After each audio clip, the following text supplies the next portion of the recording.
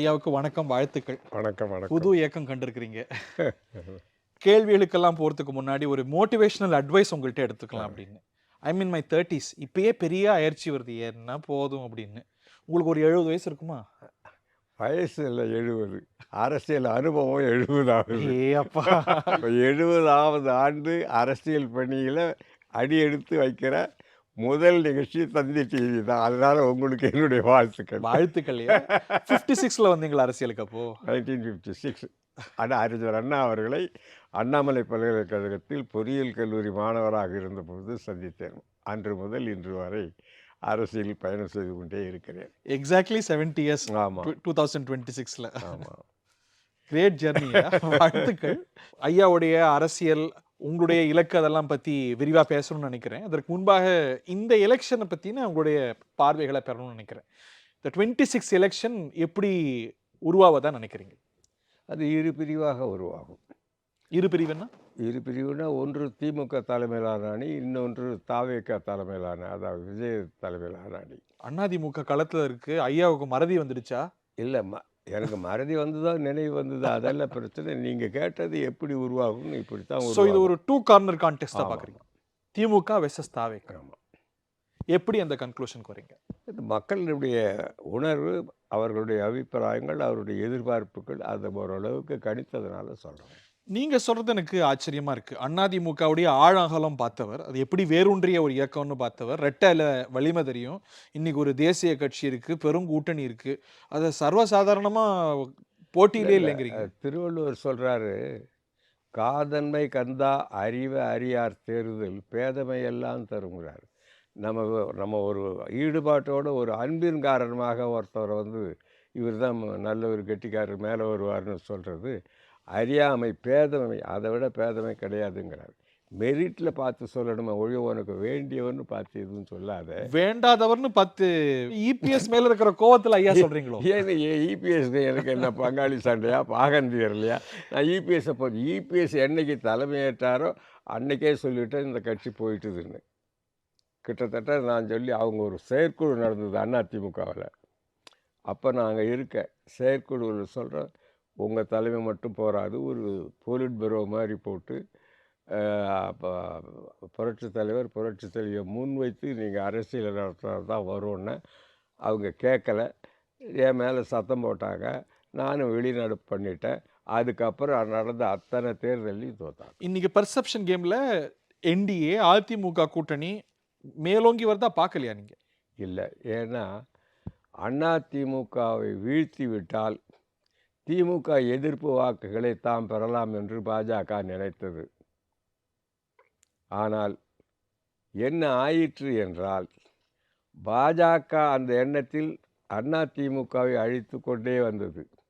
அந்த இடத்தில் சற்றும் எதிர்பாராமல் நடிகர் விஜய் அவர்கள் ஒரு அரசியல் கட்சியை துவங்கி அந்த இடத்தை நிரப்பிவிட்டார். ஐயா அனுபவம் அதிகம். மிகை மதிப்பீடு செய்கிறீங்களோ தாவேக்காவை? நிலவரம் அது. நம்ம வெறுப்புங்கிறது வேற. நீங்கள் 500 ரூபா கொடுத்து கூப்பிட்டாலும் கூட்டத்துக்கு வர மாட்டேங்கிறாங்க மக்கள். மற்ற கட்சிகளுக்கு அவர் தாவேக தலைவர் என்ன சொல்கிறார், கூட்டத்துக்கு வராதீங்கன்னு வேண்டுகோள் விடுக்கிறார். ரொம்ப வந்தாக்கா பிரச்சனையாகிடுது, வராதிங்க. இது எப்படி இருக்குது? 10 கூட்டம் தான் போடவே போட்டிருக்காரு. போட முடியல. நான் புரட்சி எம்ஜிஆரால் போட முடியலையா? அவரை விட பெரிய ஆளுமையா? புரட்சி தலைவர் எம்ஜிஆர்கிட்ட சொல்லுவேன், அவர் நின்றால் மாநாடு, நடந்தால் ஊர்வலம்னு சொல்லுவேன். அப்போ அந்த காலத்தில் இப்போ நடக்குது அது. எம்ஜிஆர் போல விஜய் நின்றால் மாநாடு, நடந்தால் பேரணியா? ஆமாம், அதான் கண்கூட நீங்கள் பார்க்குறீங்களே. அவர் என்ன காசு கொடுத்தா கூப்பிட்றாரு? அது நான் விஜய் அவர்களாலே மட்டும் என்று நான் சொல்லவில்லை, மக்களிடத்தில் அந்த உணர்வு விட்டது. மாநாட்டிலையும் பேரணிலையும் சாகிறாங்களே, அதுக்கு அது க்ரௌட் மேனேஜ்மெண்ட்டு, போலீஸ் தப்பு. போலீஸ் மட்டுமா? ஆமாம். ஆர்கனைஸ் செய்கிறவங்களுக்கு பொறுப்பு இல்லையா? இல்லை. ஏன் அவங்க போய் போலீஸில் பெர்மிஷன் கேட்குறாங்க? இப்போ நான் ஒரு கூட்டம் நடத்துகிறேன், நான் ஏன் போலீஸில் பெர்மிஷன் கேட்குறேன்? நான் பாட்டு நடத்த வேண்டியது தானே. யாருக்கு பொறுப்பு? அவன் பெர்மிஷன் கேட்கறது மூலம் அவங்க crowd management should be taken by police department. நான் மீண்டும் கேட்குறேன், தாவேக்காவை ஒரு 2வது முனையாக வைக்கிற அளவுக்கு அவங்க செயல்பாடு 10 ஒரு போதாமை இல்லையா? இல்லை, 2வது போதாமைன்னு நம்ம வெறுப்பு சொல்லக்கூடாது. மக்களிடத்துல இன்னைக்கு என்ன நிலைமை? அவ ஒரு தலைவர் போறார் என்றால் அவரை பார்க்க வேண்டும் என்கின்ற ஆசை வருகிறதா இல்லையா மக்களுக்கு? எவ்வளவு நடிகர்களுக்கு கூட்டம் கூடியது? சிரஞ்சீவிக்கு கூடாத கூட்டமா? தமிழ்நாட்டுல எவ்வளவோ நடிகர், நடிகைகளுக்கு கூடாத கூட்டமா? ஆமா. அதெல்லாம் வாக்கா மாறியிருக்கா? இங்க என்ன நிலைமை என்றால், இவர் அரசியலுக்கு வந்து ஒரு மாற்று ஏற்பாடு தருவதற்கு தன்னை ஒப்படைத்துக் கொண்டிருக்கின்றார். அதோடு மட்டுமல்ல, இதோடு நான் நடிப்பதை நிறுத்திக் கொள்ளுகிறேன். உங்களுக்காக பணியாற்றத் தயார். புரட்சித் தலைவர் எம்ஜிஆர் கூட தொடர்ந்து நடித்துக் கொண்டிருந்தார். நாங்க எல்லாம் எலெக்ஷன் ஆகி முதல் மந்திரியாக அவர் வந்து தேர்ந்தெடுக்கப்பட்டார். அப்பொழுது கூட உடனே பதவி ஏற்கவில்லை. மதுரை மீட்ட சுந்தரபாண்டியன் இந்த சினிமாவை நடித்து முடித்துவிட்டு தான் பதவி ஏற்றார். ஆனால் விஜயிடத்தில் நான் பார்த்தது 2 பாசிட்டிவ் ஆஸ்பெக்ட். ஒன்று வந்து நடிப்புக்கு முற்றுப்புள்ளி. ஏன்னா எல்லாரும் என்ன சொல்லுவாங்க, நாளைக்கு இவர் தோத்துட்டா விட்டுட்டு ஓடிடுவார், இவரை நம்பி எப்படி போகிறது அப்படின்னு பிரச்சாரம் பண்ணுவாங்க. அதுக்கு வழி இல்லை. நல்லதோ கெட்டதோ உங்களோடு இருப்பேன், அது ஒன்று. 2வது, அவர் பொது வாழ்க்கைக்கு வர வேண்டும் என்கிற அவசியம் இல்லை. தான் பற்றிருக்கிற பண வசதி அதோடு அவர் காலத்தை ஓட்டலாம். அவர் ஏன் வரணும்? அதுக்கு ஒரு துணிவு தேவை, தொண்டு செய்ய வேண்டும் என்கிற எண்ணம் தேவை. துணிவு பார்க்குறீங்களா அவர்ட்ட? ஆமாம். அவர் படத்துக்கு பிரச்சனை வருது, அதுக்கே குரல் கொடுக்கலையே. யார்? அதாவது அஞ்சுவது அஞ்சாமை பேதமை. எதுக்கு நாம் வந்து எதுக்கு எடுத்ததுக்கெல்லாம் ரெக்லெஸ்ஸாக போகிறது அல்ல துணிவு என்பது. அது வந்து நீங்கள் சாதுரியமாக போகிறது தான் துணிவு. கொள்கை எதிரின்னு பாஜகவை அறிவித்தாச்சு. எவ்வளவு இனங்கள்ல வலிமையா எதிர்க்கிறார். Perception is all in politics or perception is very important in politics. பாஜகவை டெல்லியை எதிர்க்கக்கூடிய சக்தியா அவரை மதிப்பிடுறீங்களா? இல்லை, நான் சொல்கிறது திருவள்ளுவரே மறுபடியும் சொல்கிறார், பொல்லென ஆங்கே புறம்பெயரார் உள்ளேற்பர் ஒல்லியவர். உங்கள் மேலே எனக்கு கோவம் வருதுன்னு வைங்க, உடனே அதை காட்டக்கூடாதான். சமயம் வர்றவர்களும் பொறுத்துன்னு சொல்கிறாரு. திமுகவுக்கு மட்டும் பொறுக்க மாட்டேங்கிறாரு, பாஜகவுக்கு மட்டும் ரொம்ப பொறுமையா இருக்காரு. அதாவது நான் சொல்கிற மாதிரி கண்மூடித்தனமாக செயல்படக்கூடாது. அவர் வந்து மாநில தேர்தலில் போட்டியிடுகிறார். மாநில தேர்தலில் இன்றைக்கு ஆட்சியில் இருப்பது திமுக. ஆகவே அதை மாற்றி நான் வந்தால் இதை செய்வேன் என்பது மாநில தேர்தல். ஆகவே திமுக எதிர்க்க வேண்டிய அவசியம் இருக்கிறது. பாஜக இங்கே மாநிலத்தில் தேர்தல் இல்லையே, அவங்கள போய் இப்போ எதிர்த்து என்ன ஆக போகுது? செயல்பாட்டு போதாமை இருக்கிறதா நீங்க பார்க்கலையா? Inaction is not a choice in politics. நீங்க எம்ஜிஆரோடு உடன் பயணித்தவர். இல்லை இல்லை, அவர் வந்து எவ்வளவு தீவிரமா செயல்பட்டாரு. இதே போல ஒரு ஸ்டார்டம் தான். இவருடைய செயல்பாடு 10 தான். இல்லை, அவர் காலத்து சூழ்நிலை வேறு, இவருடைய நிலைமை வேறு. நான் சொல்கிறேன், இப்போ நான் எம்ஜிஆரோடும் இருந்திருக்கிறேன், இவர் விஜயகாந்தோடும் இருந்திருக்கிறேன்.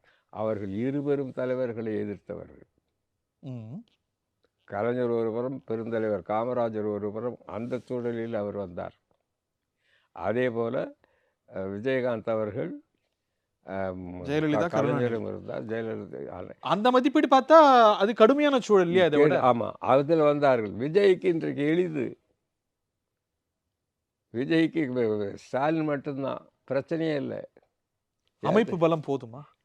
இது வந்துங்க, ஏற்கனவே பிட் நோட்டீஸ் கொடுத்து டேபிளில் போட்டு கூட்டம் நடத்தி தான் கருத்து சொல்லணும். இப்போ நீங்கள் ஒரு பட்டன் அழுத்தினா நாடு பூரா போயிடுது. அது சரி, பூத் லெவல்ல ஆள் இருக்கணும்ல. எது நம்ம ஓட்டை கொண்டு வரணும்ல, அது கொண்டு வரதுக்கு ஆள் வேணுங்கிறது இல்லை. That is not changed. அது ஒன்று சேஞ்ச், அது கட்டாயம்னு யாருக்கு எங்கே? நீ இன்ஸ்டாகிராம்ல நம்ம ஓட்டு போடலையே, நீ இன்னைக்கும் பூத்துக்கு போய் தான் ஓட்டு போடணும். நான் இருக்கிற ஒரு கிராமத்தில் எலெக்ஷன் வருது, நான் போய் ஓட்டு போடுறேன், என் ஏஜென்ட் வந்து கூட்டு போனால் தான் போடுவேன்னா? இல்லை, அந்த அமைப்பு எல்லாம் 10 அமைப்பு தேவையில்லைங்கிறேன் நான். அமைப்பு அவர் ஏற்படுத்தி வச்சிருக்காரு, அது வேறு. அமைப்பு தேவையில்லை. நான் போய் ஓட்டு போடுறதுக்கு எவன் கூப்பிடணும்? என்னங்கிறத எனக்கு தெரியுமே. ஏற்கனவே கூட்டம் போட்டு அவங்கள ஜனங்களை கூட்டி கருத்தை சொல்லி விளக்கணும். இன்றைக்கி அந்த அவசியமே இல்லை. என்ன சொல்லணுமோ அதை பிரிண்ட் பண்ணி அடிச்சிங்கன்னா கிருன்னு போகுது. இப்போ உங்ககிட்ட சொன்னாலே உலகம் பூரா போகுது. திமுகவை எதிர்க்கணும்னு ஒரு பகுதி மக்கள், திமுகவுக்கு ஆதரவான மக்கள் ஒன்று. அவங்க மாற போகிறதில்ல, அவங்க அப்படியே இருப்பாங்க. ஆனால் எதிர்க்கணும்னு நினைத்த மக்கள் ஒரு நல்ல தலைமையை எதிர்பார்த்தார்கள். அது அண்ணாமலை வந்து ஒரு நேரத்தில் ஃபில்லப் பண்ணார். ஒரு பாஜக அக்ரெசிவ் பாலிட்டிஷியனா வெளிப்படுறாரு. பாஜக அண்ணாமலையில் வந்து எல்லா இடத்துலையும் போய் மக்களை சந்திச்சு ஒரு லீடர்ஷிப்பை கொண்டு வந்தார். சரியா திமுகவை எதிர்க்கிறதுக்கு இவர் தான் சரியான ஆள் அப்படின்னு மக்கள் நினச்சாங்க. அது அமித்ஷா வந்து ஒரு முறை டெல்லியிலேருந்து வந்தார். அந்த புண்ணியத்தை அவர் கட்டிக்கிறார். அவரை கட்சி விட்டு தலைவர் பதவி விட்டு எடுத்துட்டு மக்களுக்கு யாரையும் பிடிக்காதோ அவர் பழனிசாமி தான் எங்கள் தலைவர்னு சொல்லிட்டு போயிட்டார். நான் அதான் அப்போவே சொன்னேன், திமுகவுக்கு 10,000 கோடி செலவு பண்ணால் கூட இந்த அளவுக்கு செல்வாக்கு கிடச்சிருக்காது. அமித்ஷாவுக்கு அவர்கள் நன்றி சொல்ல வேண்டும் என்று சொன்னேன். ஆக அது அண்ணாமலை அவங்க என்னைக்கு சீன்லேருந்து எடுத்தாங்க. விஜய் வந்தார். விஜய் வந்து சரியான ஆளே, நம்ம அவருக்கு ஓட்டு போட்டு பார்ப்போம். ஏவையா அவர் என்ன கொள்கையை சொல்லலை, செயல் திட்டத்தை சொல்லலை, அவரை நம்பி ஓட்டு போட்டு என்ன பிரயோஜனம் அப்படின்னு கிண்டல் பண்ணுறாங்க. ஆனால் மக்கள் என்ன சொல்கிறாங்க, நல்லதாக கட்டுறதாயா, இவங்களுக்கு திமுகவுக்கே ஓட்டு போடணும், அண்ணா திமுகவுக்கே ஓட்டு போடணும்னா இருக்குது. இத்தனை வருஷமாக போட்டோம், என்னத்தை கண்டோம், சரி நல்லது செய்கிறாரோ செய்யலையோ ஒரு தடவை போட்டு பார்ப்போம் அப்படின்னு வந்துட்டாங்களே அந்த நிலைக்கு. அந்த மாதிரி வாக்காளர்கள் எல்லா தேர்தல்களையும் இருந்திருக்கிறாங்க. அந்த ஒரு தேர்ட் ஃபோர்ஸ், அதுக்குன்னு ஒரு சேச்சுரேஷன் தேர்ட் பாயிண்ட். ஃபோர்ஸ் அல்ல, செகண்ட் ஆல்டர்னேட்டிவ் ஃபோர்ஸ் ஆகிட்டுது. நான் சொன்ன மாதிரி இப்போது ஏற்கனவே திமுக அண்ணா திமுக இருந்தது தேர்ட் ஃபோர்ஸு. இப்போ ஆல்டர்னேட்டிவ் அவங்க தான், வேறு யாரும் இல்லை. அதாவது திமுகவை வலுவாக எதிர்த்து நிற்கக்கூடிய ஆற்றல் தகுதி நடிகர் விஜய்க்கு தான் இருக்குது. அதனால் நாங்கள் விஜயை ஆதரிக்கிறோம். ஏன் அவர் வந்து என்ன செய்வார், ஒரு கொள்கையும் சொல்லலையே அப்படின்னு எல்லாம் கிண்டல் பண்ணுறாங்க. அவர் செய்கிறாரோ செய்யலையோ அவருக்கு போட்டு பார்ப்போம் ஒரு தடவை. பாமரர்கள் எப்படி யோசிக்கிறாங்கன்னு பார்க்கணும். அவங்க தான் அதிகம். நீங்க ஆழாகலம் பார்த்தவர், ஒரு தலைமை பண்பு பார்க்கறீங்களா?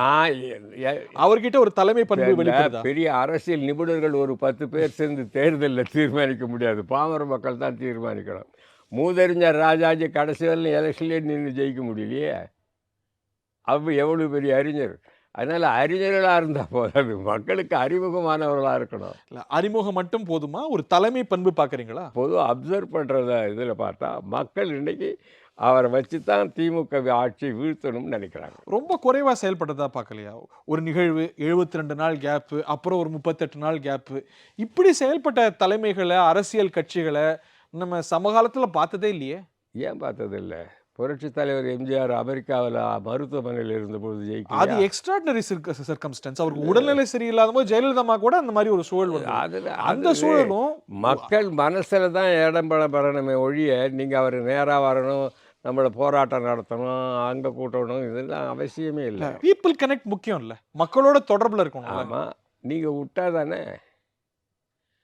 க்ரௌட் மேனேஜ்மெண்ட் யார் சார் பண்ணணும்?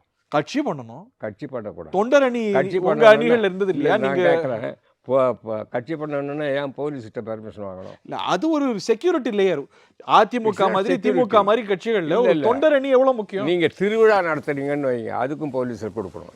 நிர்வாகிகளுக்கு பொறுப்பு இல்லையா? ஆர்கனைசேஷனுக்கு பொறுப்பு இல்லையா? நிர்வாகிகள் நம்ம ஆர்கனைஸ் பண்ணுறோம், வர்ற மக்களை ஃபெசிலிட்டேட் தானே பண்ணுவோம் அரசோ காவல்துறை. புரட்சி தலைவர் எம்ஜிஆர் முத நாள் சாயங்காலம் வரும்னு சொல்கிறார், மறுநாள் காலையில் 9 மணிக்கு நானும் அவரோட போயிருக்கிறேன். யாரும் சாகலையேங்க. ஏங்க அவங்கவுங்க நீங்கள் கூட்டத்தை மேனேஜ் பண்ணியிருந்தால் செத்துருக்க மாட்டான். நான் அட்மினிஸ்ட்ரேஷனில் இருந்திருக்கிறேன் சொல்கிறேன்.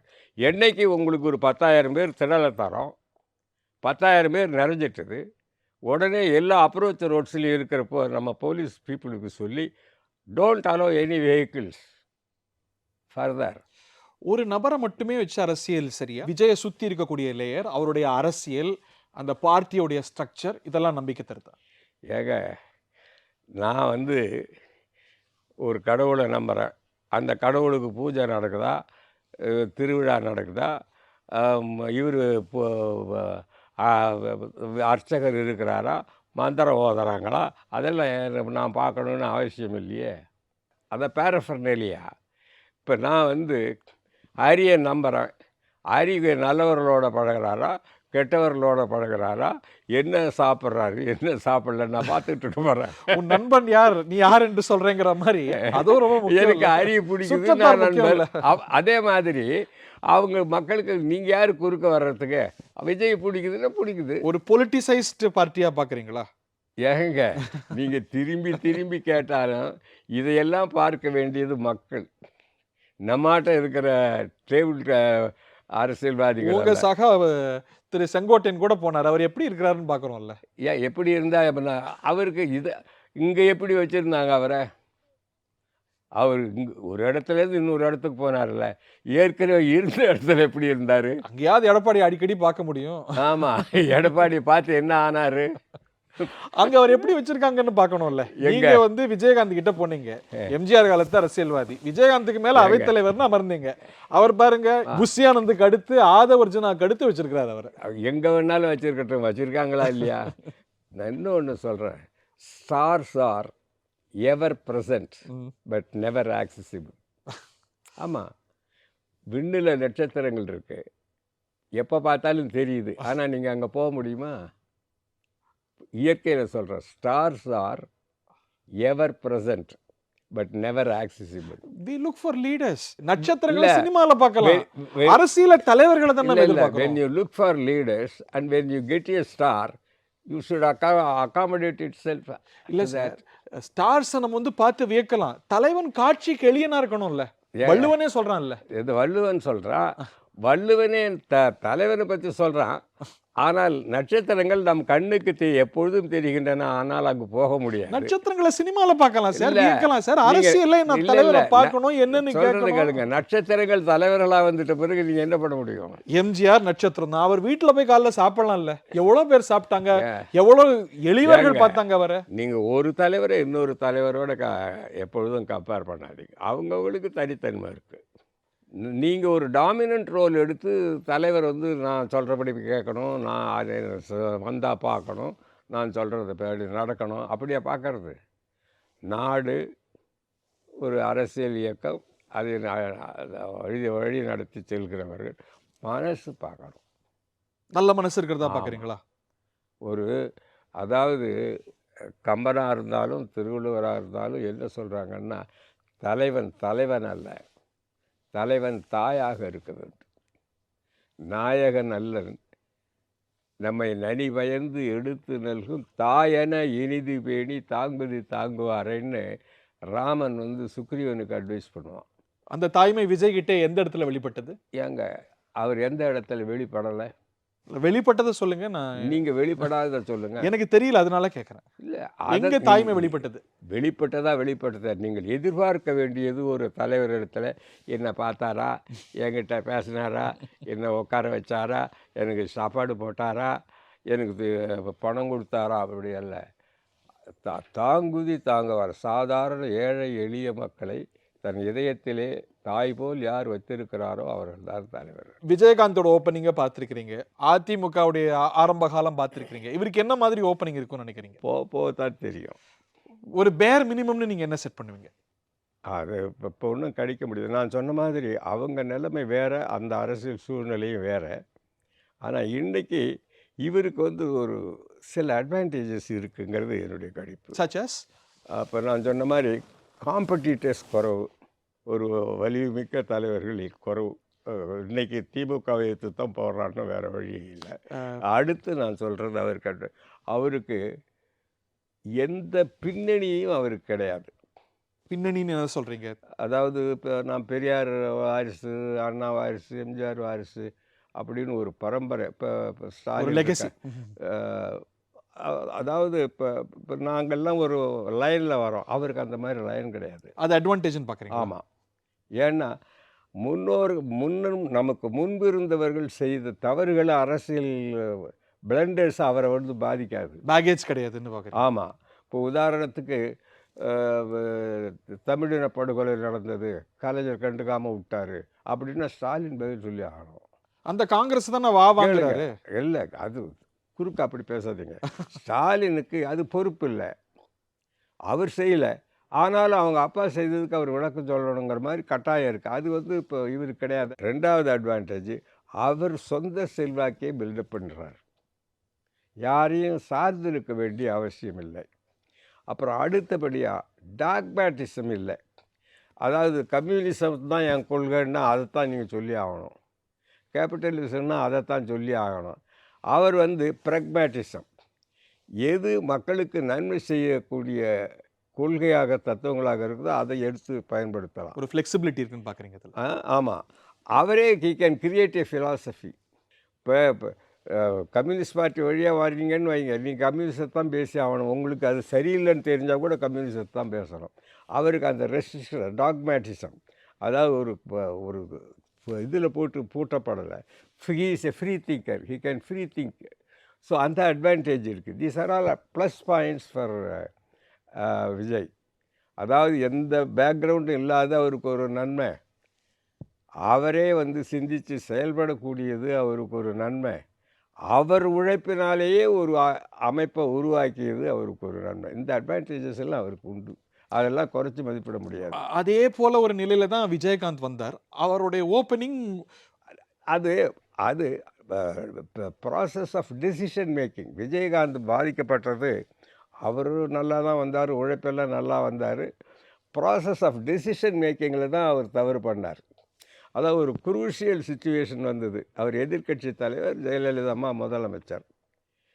அவருக்கு சில பேர் என்ன பண்ணாங்க, அவர் கூட இருந்தவங்க, நீங்கள் ஜெயலலிதா அவர்களை எதிர்த்தால் அடுத்த எலெக்ஷனில் நீங்கள் தான் முதல் மந்திரின்னு சொல்லி தூவம் ஏற்றி விட்டாங்க. நான் அவர்கிட்ட அப்பொழுது என்ன சொன்னேன், நாம் ஜெயலலிதா கூட்டணியில் வந்த எண்ணிக்கையினால் நம்ம எதிர்க்கட்சி, ஜெயலலிதா அரசியலை எதிர்த்து வந்தது திமுக தான். அவங்க 3வது இடத்துக்கு போயிட்டா கூட அவங்க தான் உண்மையான எதிர்க்கட்சி. நாம் எண்ணிக்கையின் காரணமாக எதிர்க்கட்சி. இந்த சட்டில் டிஸ்டங்ஷன் நீங்கள் புரிஞ்சுங்க.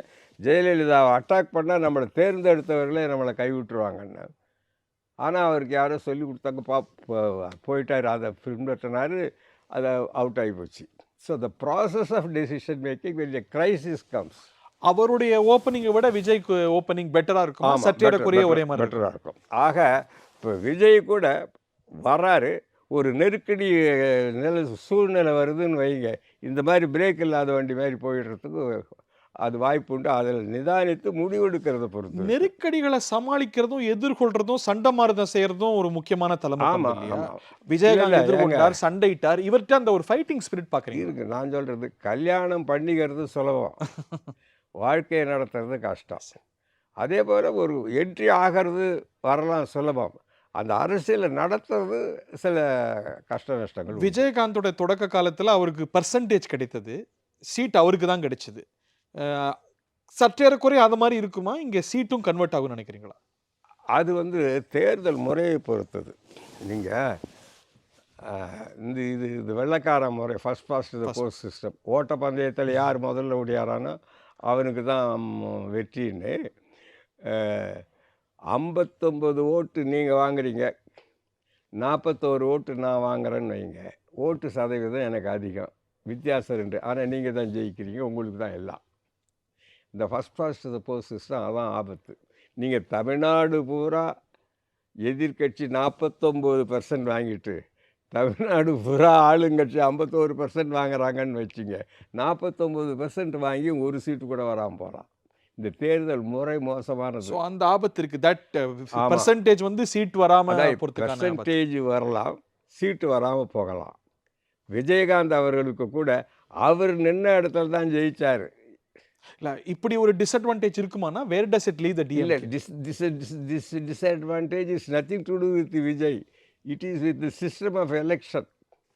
ஃபார்ச்சுனேட்லி ஆர் அன்ஃபார்ச்சுனேட்லி அந்த சிஸ்டத்தெலாம் விளையாடி. ஆமாம், அதில் நம்ம எந்த அதாவது ஸ்ட்ராட்டஜியை பொறுத்து இருக்குது. நீங்கள் தமிழ்நாடு பூரா 49% வாங்கிறத விட எங்கெங்கே உங்களுக்கு வாய்ப்பு இருக்கோ அந்த தொகுதிகளில் 60% வாங்கிறதுக்கு பாடுவாங்க. வாய்ப்புள்ள பகுதி மண்டலம்னு ஏதாவது கணிப்பீங்க? அது அல்ல, அவங்க தான் அது கணிக்க முடியும். அவங்க தொண்டர்கள், ஆதரவாளர்கள், அதெல்லாம் எங்கெங்கே அவங்க ஸ்ட்ராங்காக இருக்காங்க அந்த மாதிரி கான்சன்ட்ரேட் பண்ணி அடித்தாங்கன்னா அடிக்கலாம். திமுகவுடைய செயல்பாடுகளையும் வாய்ப்புகளையும் எப்படி மதிப்பிடுவீங்க? அது அவங்கள நம்ம குறைத்து மதிப்பிட முடியாது. அவர்கள் கூட்டணி அப்படியே தான் இருக்கும், அதில் ஒன்றும் மாற்றம் இருக்காது. காங்கிரஸ் அங்கேருந்து போகாதுன்னு தான் நினைக்கிறீங்க? காங்கிரஸ் போனாலும் பாதிப்பு இருக்காது, திமுகவுக்கு பாதிப்பு. ஆமாம். காங்கிரஸ் போனா தாவேகாவுக்கு போலாம் இல்லையா? சோ எங்க காங்கிரஸ் போ தாவேகா காங்கிரஸ் எங்க போனாலும் திமுகவை பாதிக்காது. எப்படி சொல்றீங்க? நான் ஏன் இப்படித்தான் சொல்றேன். இல்ல அத புரிஞ்சுக்க விரும்புறேன். ஏன்னா அது வந்து ஒரு பெர்செப்ஷன் கேம்ல ஒரு மைனாரிட்டி வோட்ஸ் கன்சாலிடேட் ஆகுதுல்ல. சில பகுதிகள்ல வந்து அ நான் அ நான் கா- ஏங்க பெருந்தலைவர் காமராஜரே முயற்சி பண்ணி விட்டுட்டாருங்க. காங்கிரஸ் திமுகவோடு இருந்தாலும் இல்லாட்டியும் திமுகவுக்கு பாதிப்பு இருக்காது. பாதிப்பு இருக்காது. காங்கிரஸ் தாவேகா கூட்டணிக்கு வாய்ப்பு இருக்குன்னு நினைக்கிறீங்களா? அது ஏன் நான் நினைக்கணும்? நீங்க வேணா நினைங்க. இல்ல உங்க ஐ அம் ஈட்டிங் யுவர் தியான். நோயிங் தட் பார்ட்டி தமிழ்நாட்டு அரசியல்ல பார்க்கும்போது அதுக்கான சூழல் இருக்கா? காங்கிரஸ் வாய்ப்பு இருக்கா? Congress has become irrelevant in politics. குமரி மாரி மாவட்டங்கள்ல பல பகுதிகள்ல இன்னமும் ஊர்ல கூட அவங்க ஒரு ஊர்ல ஃபோர்ஸ் மல்டிப்ளேயரா ஏங்க இருக்காங்கல்ல. ஊர்ல பெரிய மனுஷங்களா இருக்கிறவங்க பழைய ஆளுங்க காங்கிரஸ்காரங்கள்லாம் இருப்பாங்க. அது நான் இல்லைன்னு சொல்லல. ஆனா கீழ்மட்டத்துல உங்களுக்கு ஓடி ஆடி உழைக்கக்கூடிய தொண்டர்கள் கிடையாது. காங்கிரஸ் ஆட்சியில எல்லாம் பங்கு கேட்கறாங்களே அது நியாயமா? ஏங்க கேட்கறதுக்கு எது வேணாலும் கேட்கலாம்ல. நியாயமான கோரிக்கை அது. இல்ல கிடைக்குமா கிடைக்காதா என்பது வேற. கேட்கறது அது அது நான் என்னை பொறுத்தவரையில காங்கிரஸ் வந்து டெல்லியிலே அவங்களுக்கு அதிக பிரதிநிதித்துவம் வேண்டும் என்று பெற்றுக்கொள்வது நல்லது. அப்படித்தானே திமுக நாடாளுமன்ற ஏன்னா தேர்தல்ல ஜாஸ்தி ராஜ்யசபா கொடுத்துச்சு. ராஜ்யசபா மூலம் அவர் தேர்தலில் நின்று வெற்றி பெறுவது என்பது காங்கிரஸுக்கு கடினம். அவங்க ஊருக்கு 4 பெரிய மனுஷன் இருப்பாங்களே ஒழி இல்லைங்க கட்சி. நான் சும்மா சொல்லலைங்க. இன்னைக்கு இருக்கிற பசங்க பூரா எல்லாம் விஜய் கொண்டு போயிட்டாரு. பசங்க மட்டும் போதுமா? ஏங்க உங்களுக்கு வேலையை ஓடி ஆடி வேலை செய்யறதுக்கு நீங்கள் நம்ம ஆள்கிட்ட போய் ஓட்டுக்காடுறான்னா அவனுக்கு கார் கொடுக்கணும், பணம் கொடுக்கணும், அவனுக்கு கூட 4 ஆள் கொடுக்கணும், சாப்பாடு கொடுக்கணும். அப்போ தான் அவர் ஏறி உட்காருவார் 10 மணிக்கு. போய் 2 ஊர் சுற்றிட்டு வர்றவார். அந்த நிலைமை விஜய் கட்சி கிடையாதே. மத்தவங்களுக்கு என்ன செய்யணும்னு தெரியும். எந்த இடத்துல எந்த வாக்கு இருக்குன்னு தெரியும். இது ஒரு பொலிட்டிசைஸ்டு லேயரா பார்க்குறீங்களா? விசில் அடிச்சான் குஞ்சுகள்னு விமர்சனம் செய்றாங்க. அது நம்ம எது வேணாலும் வார்த்தை இருக்குன்னு சொல்லலாம். தலைவர் காலத்துலேயே அது சொன்னாங்க. But he is a force. ஆஹா. Vijay is a force and he represents the future of Tamil Nadu. மிகை மதிப்பீடா நீங்க நினைக்கலையா அது? இதுதான் ரியல் மதிப்பீடு எஸ்டிமேட். இப்போ நம்ம பேசிட்டு இருக்கக்கூடிய சூழ்நிலையில புதிய புதிய கூட்டணிகள் உருவாயிட்டு இருக்கு. தேமுதிக திமுக பக்கம் போயிருக்கு. அது வந்து ஜெல் ஆகக்கூடிய அலையன்ஸா? ஆமாம் ஆகக்கூடிய ஆமாம் ஆமாம். It is a wise decision. On DMK's part or DMDK's part? 2 பேர் தேமுதிக வந்து திமுகவோட போனது திமுகவினுடைய ஒரு நல்ல முடிவு. ஓ! எப்படி சொல்றீங்க? அவர் ஏற்கனவே அவங்க ஒரு பலம் வாய்ந்த கூட்டணி. அதுவே போதும். ஏற்கனவே பல தேர்தல்களில் வெற்றி பெற்று இருக்காங்க. இருந்தாலும் மிகுந்த எச்சரிக்கையோடு ஒரு ஒரு தொகுதியில் 1000 ஓட்டு 5000 ஓட்டு இருந்தால் கூட அதை விடக்கூடாதுங்கிற ஒரு சாதுரியத்தோடு திமுக செயல்பட்டிருக்கிறது. அதாவது அந்த அளவுக்கு அவங்க அதை ஒரு மிதமிஞ்சிய ஒரு ஓவர் கான்ஃபிடென்ஸில் இல்லை அவங்க. லீவ் நோ ஸ்டோன்ஸ் கேர்ஃபுல்லாக எல்லாம் இந்த சின்ன சின்ன இறஞ்சி கிடந்தால் கூட அதையும் பொறுக்கணுங்கிற அந்த மனோபாவம் மிகவும் வரவேற்கத்தக்கது. ஏதோ ஒரு சில சீட்டை கொடுத்துட்டு அவங்கள சேர்த்தா ஒரு தொகுதியில் ஒரு 5000 ஓட்டு வந்தால் கூட நல்லது தானே. அந்த அந்த எண்ணம் வந்து உண்மையிலேயே மிகவும் சாதுரியமான டெசிஷன். தேமுதிக சரி, ஓபிஎஸ் அந்த பக்கம் போறார் போலவே. அவர் மீது பாசம் வைத்துள்ள அந்த முக்குளத்தூர் மாவட்ட பகுதிகள் இருக்காங்க. இந்த மாதிரி அவர் பிஜேபியை நம்பி கெட்டுட்டார், அவருக்கு நம்ம ஆதரவாக இருக்கணும்னு நினைக்கக்கூடிய அந்த அந்த முக்குளத்தூர் மக்கள் ஒரு 20-25 தொகுதியில் இருக்காங்க.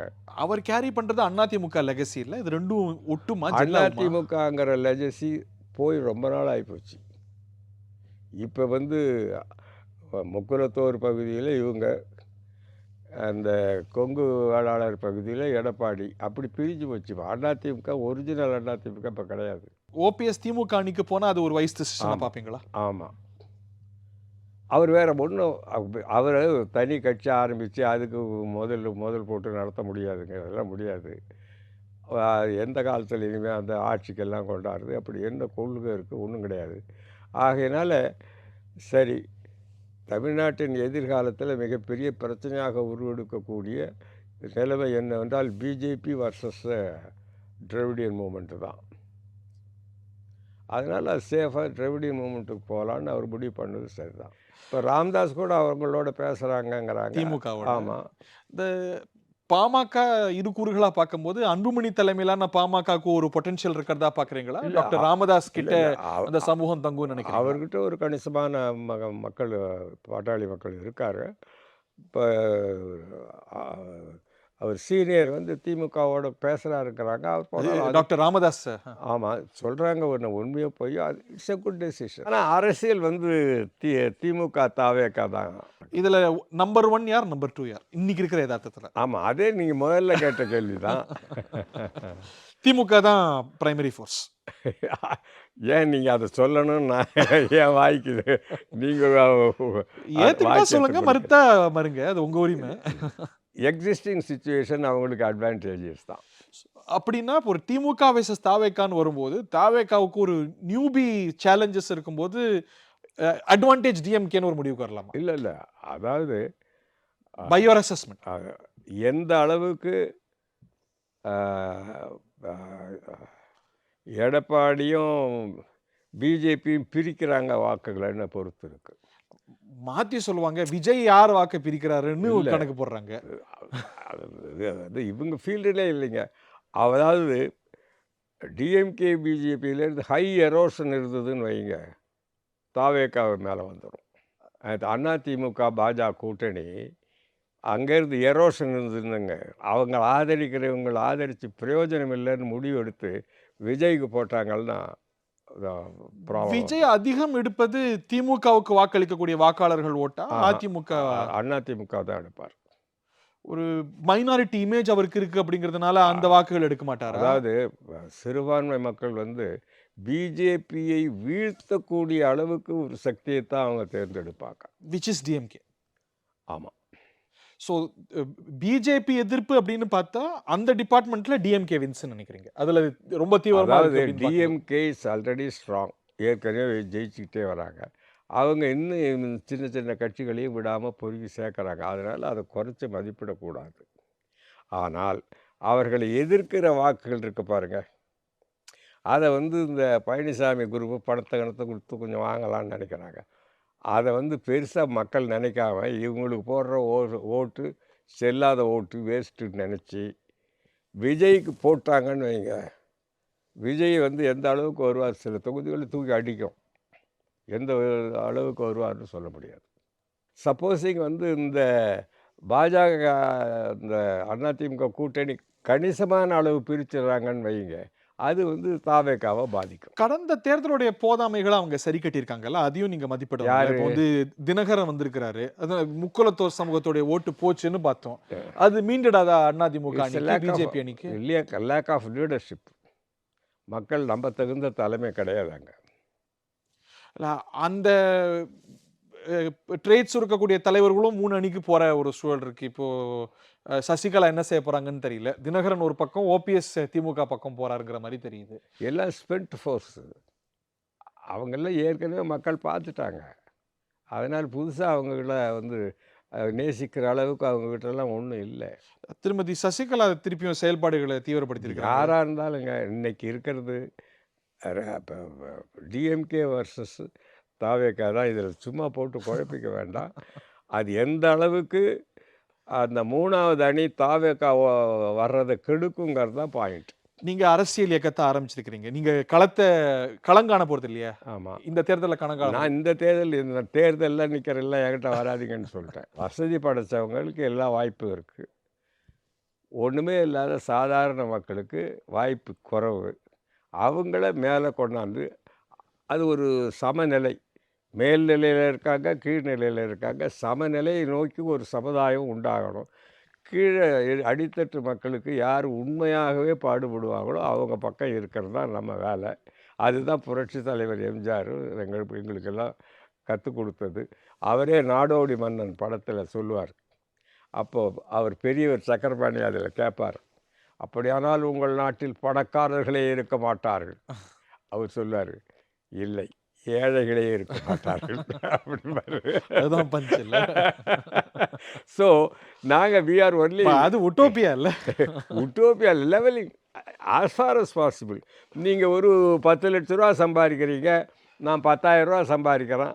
நான் ஒரு 20,000 சம்பாதிக்கிற அளவுக்கு மேலே அது வந்தாலே சரி, பெருசு அது சரி, தானே. அது சரி. அந்த அளவுக்கு கீழ்மட்டத்தில் இருக்கிறவங்களை எண்ணி எண்ணி பார்த்து உதவி செய்யணும். அந்த மாதிரி யார் அரசியல் தலைவர் வராங்களோ அவங்க படம் நாங்கள் ஆதரிப்போம்.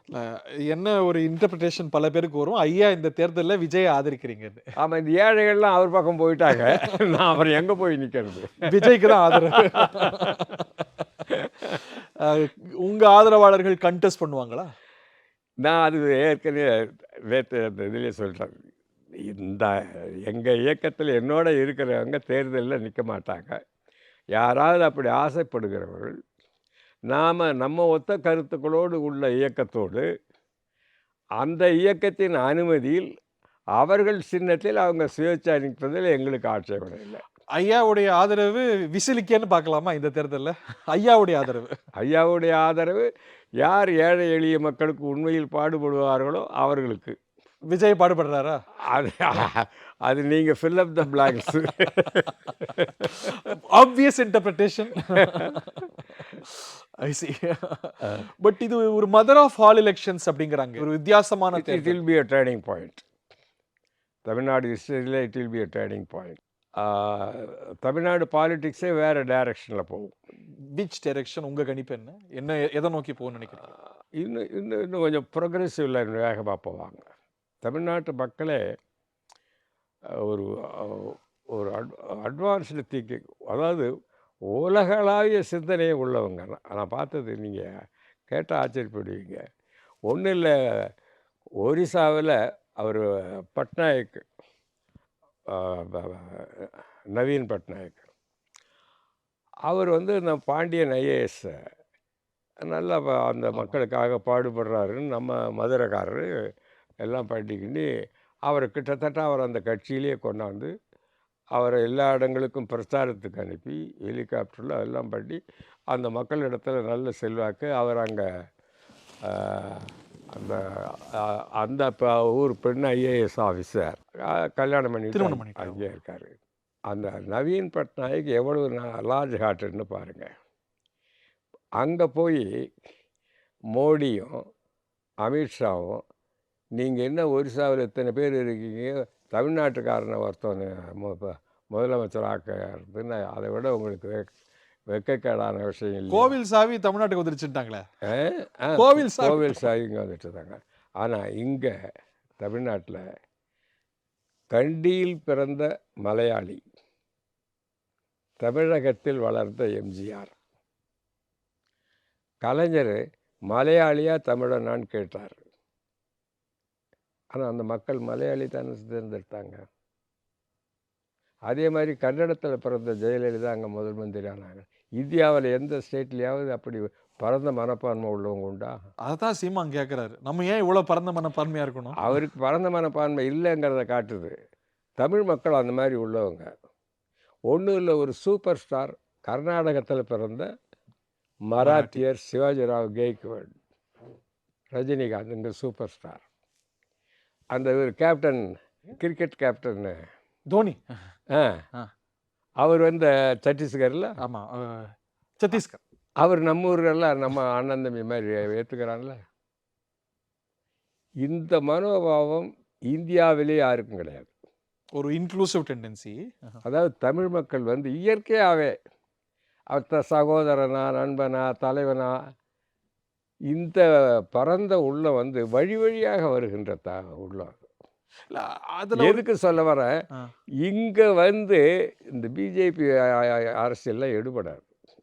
ஆக உங்களுக்கு இந்த கன்ஃபரன்டேஷன் வந்தே ஆகும். திரைக்கவர்ச்சி அரசியலும் கேள்விக்குள்ளாகுது. அது தொடர்ந்து எடுபட்டிருக்கு. எம்ஜிஆர் எடுபட்டு, சிவாஜி கணேசன் ஏன் வரல? இதே எம்ஜிஆர் 80 பார்லிமெண்ட்டை ஏன் தோக்கடிச்சாங்க? சரி, எந்த அரசியல் கட்சியினுடைய தயவும் இல்லாமல் 1965 இந்தி எதிர்ப்பு போராட்டம் எப்படி வந்தது? அப்புறம் எப்படி இந்த மாடு பிடிக்கிறாங்களே, அது என்ன, ஜல்லிக்கட்டு, ஜல்லிக்கட்டு, அதுக்கு யார் சொல்லி அந்த மெரினாவில் அவ்வளோ பேரையும் கூட்டினாங்க? தமிழ்நாட்டு மக்களுடைய பாரம்பரிய உணர்வுகள், உணர்ச்சிகள், அது வரலாறு வேற. திருவள்ளுவர் ஒருத்தவர் தாங்க உலகத்துக்கே பொது மறை எழுதினார். வேறு எந்த நாட்டிலையும் எந்த மொழி, ஈவன் கன்ஃபூசியஸ் கூட சீனாவில் அவங்க நாடு அவங்க அந்த மொழி. சமூகம் ஆமா. அப்படின்னோட திருவள்ளுவர் எங்கேயாவது திருக்குறள்ல தமிழ்னு எழுதியிருக்காரா? தமிழ்நாடுன்னு நாடோ எழுதியிருக்காரா? இனமோ எதுவுமே இல்லை, ஆமா, எந்த ஐடென்டிட்டியும் கிடையாது. ஆமா, அவர் அவர் என்ன ஜாதி என்ன மதம் இன்னி வரைக்கும் ஆராய்ச்சி செஞ்சுட்டு இருக்காங்களே. ஆமா. அதே மாதிரி கடவுளும் இறை வணக்கம், இறை உணர்வு இருந்தா போதும். நீங்க நான் என் அனுபவத்தில் நம்ம மக்களை பார்த்தவரை ஒரு பொது நோக்கோடு இருக்கக்கூடியவங்க மக்கள். அரசியல்வாதிகளுக்கும் அப்பாற்பட்ட அறிவு படைத்தவர். நான் சொல்கிறேன், புரட்சித் தலைவர் எம்ஜிஆருக்கு 2 சீட்டு தானே கொடுத்தாங்க. ரெட்டையில் எம்ஜிஆர் இருக்கார், நல்ல வலுவாக இருக்கார், ஊர் ஊராக போய் பிரச்சாரம் பண்ணார். நான் சொன்னேன் அப்போவே, ஜெகஜீவன் ராம் தாழ்த்தப்பட்ட இனத்தை சேர்ந்தவர், அவரை பிரதமராகுங்கள் நம்ம சொன்னோம்னா ஓட்டு போடுவாங்கன்னாரு. போடலையே. நீங்கள் தமிழ்நாட்டு மக்களை லேசாக எடை போடக்கூடாது. நான் அப்போவே சொல்லுவேன், தமிழ்நாட்டில் உள்ள அரசியல்வாதிகளை விட மக்கள் ரொம்ப கெட்டிக்காரர்கள், ஜாக்கிரதையாக இருக்கணும். ஆமாங்க. இந்த அரசு 5 ஆண்டுகளை நிறைவு செய்யுது. முதலமைச்சருடைய செயல்பாடு எப்படி அது நல்லா இருக்கு. இல்லை பொதுவாக அதாவது கலைஞருடைய ஆட்சி நான் பார்த்துருக்கேன். இவர் எல்லார்டையும் நல்ல மாதிரியாக இருந்துக்கிறார். உண்மையிலேயே ஒரு பணிவு அது இது எல்லாம் நிறைய விளம்பரம் பண்ணுறாங்க போகிறாங்கங்கிற குறை சொல்கிறாங்க. அது எல்லா அரசும் செய்கிறது தான், அது ஒன்றும் பெருசாக இல்லை. But is performance is good. ஒரு லீடர்ஷிப் அசஸ்மெண்ட் செய்யணும்னா அவரோட லீடர்ஷிப் எப்படி அசஸ் பண்ணுவீங்க? லீடர்ஷிப்பு நல்லா தான் இருக்கு. நிர்வாகத்தில் குறைபாடுகள் இருக்கலாம், அதை நான் இல்லைன்னு சொல்ல. அது எந்த நிர்வாகத்திலையும் நம்ம சொல்லலாம். உங்களுக்கு மக்கள் மூலம் முதலமைச்சராக வந்தது ஸ்டாலின் தான். ஓபிஎஸும் எடப்பாடியும் அவங்கவுங்க பிடிச்சி வச்ச பிள்ளையார், நாமினேட்டட்.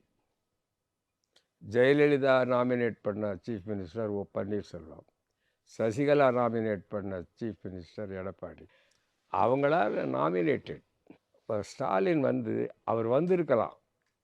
அதாவது அதிமுகவில் குழப்பம் ஏற்பட்ட பொழுது அதை பயன்படுத்தி எம்எல்ஏக்களை வாங்கி கூட முதலமைச்சராக வந்திருக்கலாம். அது தடுத்து வரல. அவர் அந்த வாய்ப்பு இருந்தது. மக்கள் மூலம் வரணுங்கிறது அது மிக நல்ல ஒரு கொள்கை. But the chance existed. அது இருந்தும் அவர் வாய்க்கலன்னு நினைக்கிறீங்களா? அதுதான் கரெக்ட். அதாவது மந்திரி யார் வேண்டுமானாலும் ஆகலாம். முதல் மந்திரி என்பது மக்கள் மூலம் வரணும். இப்போ இந்த கூட்டணி ஆட்சி கோரிக்கை தமிழ்நாட்டுக்கு எடுபடும் நினைக்கிறீங்களா?